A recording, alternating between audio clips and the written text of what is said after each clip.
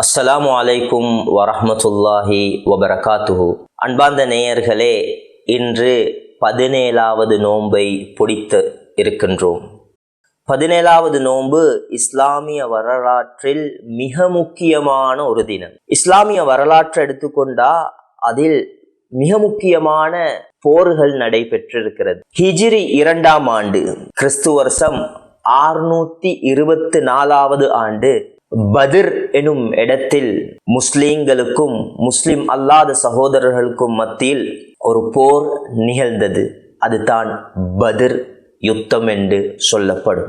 இந்த பத்ர் யுத்தத்தில் சுமாராக முஸ்லிம்கள் 313 பேர், முஸ்லிம் அல்லாத சகோதரர்கள் 1000 நபர்கள். ஆயுத பலத்தினாலும் முஸ்லிம்கள் மிகவும் பலகீனமானவர்களாக இருந்தார்கள். முஸ்லிம் அல்லாதவர்கள் ஆள் பலத்தினால் கூட பெரும் தொகையை அடைந்திருந்தார்கள். நமது புத்தி சொல்லும் முஸ்லிம் அல்லாத அந்த சகோதரர்கள் தான் வெற்றி பெறுவார்கள் என்று.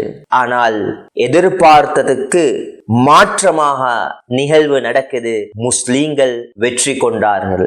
எல்லா சஹாபாக்களும் நோம்பாளிகள், நோன்பு பிடித்து கொண்டு அல்லாஹ்வுடைய தீனை பாதுகாக்கிறதுக்காக வேண்டி அந்த சஹாபாக்கள் நபி ஸல்லல்லாஹு அலைஹி வஸல்லம் அவர்களோட முன் வந்தார்கள். அந்த யுத்தத்தில் பல நிகழ்வுகள், எல்லாம் ஆச்சரியமான நிகழ்வுகள், அல்லாஹ்வின் உதவிகள். இதில் முக்கியமான 5 படிப்பினைகள் உலமாக்கள் கூறுகிறார்கள்.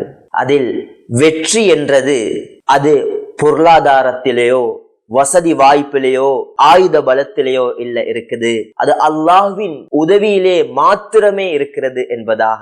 2வது, ஒரு மனிதனிடத்தில் முயற்சி, துஆ, நம்பிக்கை இருந்தால் நிச்சயமாக அந்த மனிதனுக்கு அல்லாஹ் வெற்றியை நசீபாக்குவான். ஸல்லல்லாஹு அலைஹி வஸல்லம் பத்ர் களத்தில் இருக்கும் பொழுது அவர்கள் இரவு முழுக்க துஆ செஞ்சு கொண்டே இருந்தாங்க. யா அல்லாஹ் எங்களுக்கு உதவி செஞ்சிடண்டு. அல்லாஹ் மலக்குமார்களை கொண்டு நபி ஸல்லல்லாஹு அலைஹி வஸல்லம் அவர்களுக்கும் சஹாபாக்களுக்கும் உதவி செய்தான்.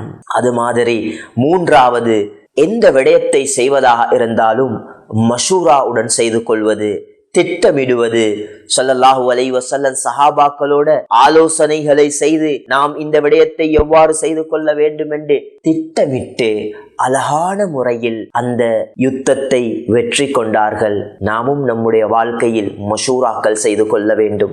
4வது, அல்லாஹ்வுடைய தீன் என்று வரும் பொழுது அந்த மைதானத்தில் சஹாபாக்கள் உறவினர்களை பார்க்கவில்லை, அல்லாஹ்வின் தீனை மாத்திரமே பார்த்தார்கள். அல்லாஹ்வை நேசித்தார்கள், அல்லாஹ்வுடைய தீனை நேசித்தார்கள், குடும்பத்தினர்களை நேசிக்கவில்லை. ஆயனால் நமது மனோ இச்சைகளுக்கு கட்டுப்படாமல் அல்லாஹ்வுடைய தீனுக்கு கட்டுப்பட்டு வாழ முயற்சி செய்ய வேண்டும். 5வது படிப்பினை, இஸ்லாம் நீதி, நேர்மையான மார்க்கம். அங்கே பத்ர் களத்தில் கைது செய்யப்பட்ட கைதிகளுடன் நேர்மையாக இரக்கமாக நடந்து கொண்டார்கள். அதே போல உலமாக்கள் கூறுகிறார்கள், இந்த சம்பவத்திலிருந்து 6 விதமான பாடங்களை நம்முடைய வாழ்க்கையில் நாம் எடுத்துக்கொள்ள வேண்டும் என்று.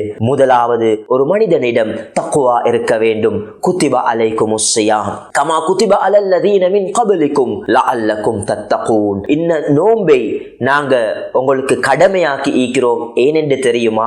நீங்க தக்குவாதாரிகளாக மாறுவதற்காக வேண்டி. 2வது, வாழ்க்கையில் எல்லா சந்தர்ப்பத்திலும் துஆ இருக்க வேண்டும். 3வது, ஒற்றுமையாக வாழ வேண்டும். 4வது, எல்லா விடயத்திலும் மஷூரா செய்து கொள்ள வேண்டும். 5வது, அனைத்து விடயத்திலும் பொறுமையாக இருந்தால் நிச்சயமாக வெற்றி கிடைக்கும். 6வது, எல்லா விடயத்தையும் செய்து முடிந்ததுக்கு பின்னால் தவக்குல் வைப்பது, அல்லாஹ்வின் மீது நம்பிக்கை வைப்பது. இந்த நம்பிக்கையுடன் நாம் வாழ்வோமே ஆனால் நிச்சயமாக நமக்கு வெற்றி வந்து அடையும். வல்லா அல்லாஹ் இந்த சம்பவத்தின் மூலம் நாம் படிப்பினைகளை பெற்று நம்முடைய வாழ்க்கையில் அவைகளை அமல் செய்து வாழ தௌஃபீக் செய்ய வேண்டும். அஸ்ஸலாமு அலைக்கும் வரஹ்மத்துல்லாஹி வபரகாத்துஹு. அகில இலங்கை ஜம்இய்யத்துல் உலமா வழங்கும் பாபுர் ரையான் சுபனத்து வாசல் ரமலான் சிறப்பு நிகழ்ச்சி.